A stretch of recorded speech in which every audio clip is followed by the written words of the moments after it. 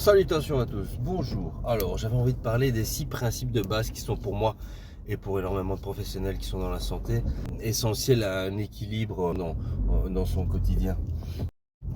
Tout d'abord, avant toute chose, éviter de se mettre la pression. Ok, si on n'arrive pas à tout faire, c'est pas grave. Donc, tant qu'il y a une amélioration, c'est top. Y aller tranquillement, step by step, une chose à la fois, c'est super important. Donc, première chose, avoir une vie sociale épanouie, on va dire. Avoir un cercle social, que ce soit au travail ou en dehors, peu importe, dans un club de sport ou n'importe quoi, mais c'est important pour l'être humain de partager.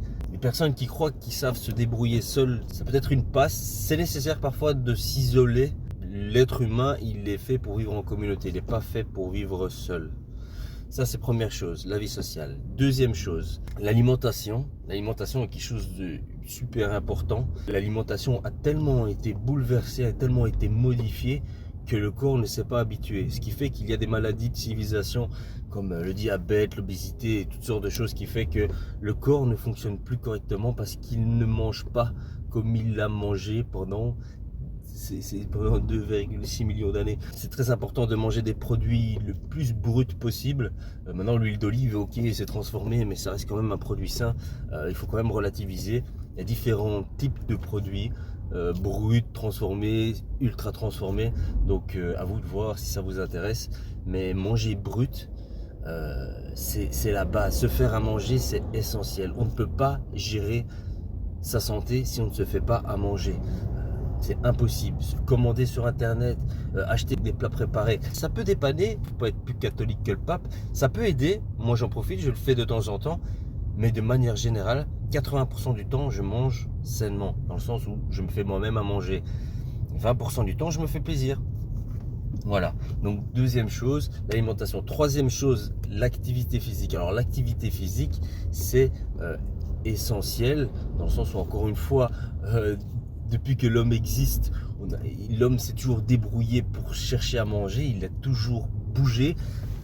L'économie d'énergie, c'est juste pour préparer l'hiver à la base. On est fait pour dépenser de l'énergie et en récupérer. On n'est pas fait pour stocker à long terme, sinon ça va pas. On stocke trop de graisse dans nos adipocytes, les cellules qui stockent le gras, et à un moment donné, il n'y a plus d'oxygène, ce qui fait qu'on commence à avoir des inflammations chroniques. Avec l'alimentation transformée, il y a une tendance à avoir une inflammation chronique. Je ne vais pas retourner dans l'alimentation. L'activité physique, indispensable, on est fait pour bouger. Donc, moi, personnellement, j'estime que le minimum du minimum, c'est de faire 2 fois par semaine, et c'est vraiment la base. Mais alors 2 fois par semaine, mais il faut se donner. 3 fois par semaine, ça commence à être bien. Non, 5 fois par semaine, 1 heure, c'est le top, quoi. Alors voilà, chacun a son emploi du temps à gérer. Voilà quoi, faites bouger. On ne vous demande pas de faire des marathons, de vous préparer pour des compétitions tous les jours. Non, c'est pas ça. Mais il faut bouger, à entretenir une certaine masse musculaire. Il ne faut pas oublier que le muscle en soi, il brûle des calories au repos. C'est-à-dire que plus on a de muscles, plus on brûle des calories sans rien faire. C'est magnifique. Bref, ça c'est l'activité physique. 4, la gestion de l'émotivité. La gestion des émotions, c'est aussi un des piliers qui fait que voilà, c'est tous maintenant que si on ne gère pas nos émotions, on peut avoir certaines pathologies.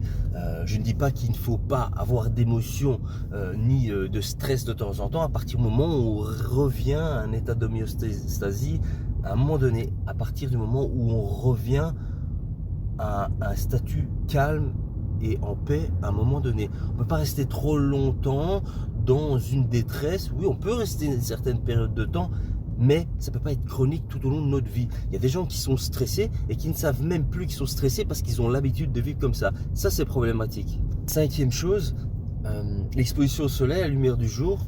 C'est super important. Plus tôt on s'expose à la lumière du jour, plus notre horloge biologique est synchronisée. Enfin, je veux dire, elle va nous donner une certaine énergie tout au long de la journée. Moi, personnellement, je vis en Belgique, on n'a pas beaucoup de lumière, donc je prends des compléments en vitamine D.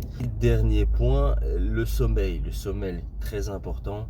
Les spécialistes de la santé conseillent entre 7 et 9 heures de sommeil maximum par jour. On ne peut pas dire qu'on peut pas dépasser ou manquer à un moment donné tant que ça ne devient pas chronique. Moi personnellement, je peine à avoir mes 7 heures parce que je suis pas un grand dormeur, mais j'essaye d'avoir 7 heures. Éviter les lumières en hauteur et blanches comme le LED vive le soir à la tombée de la nuit, parce que ça simule la lumière du soleil, ce qui fait que le cerveau il capte pas, il se dit mais en fait il fait encore jour ici, mais en fait non. Donc il y a une désynchronisation qui se fait avec toutes ces lumières bleues. C'est la lumière bleue qui envoie le message au cerveau, qui inhibe l'induction de la mélatonine, donc ce qui fait que ça perturbe.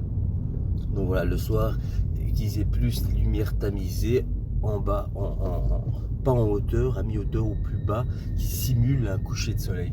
Utilisez en soirée des lumières qui sont plus jaunâtres, vous voyez, pas du LED, évitez le LED le soir. Et le téléphone, les écrans évidemment, dans la mesure du possible, évitez le téléphone dans son lit, même si c'est pas toujours facile, mais il faut essayer. C'est la lumière bleue qu'il y a dans le téléphone qui active les zones dans le cerveau.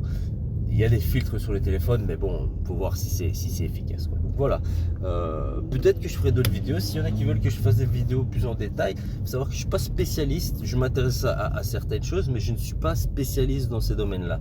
Je ne peux pas m'autoproclamer spécialiste en nutrition ou en chic ou en tchac. Voilà, moi je transmets juste des informations.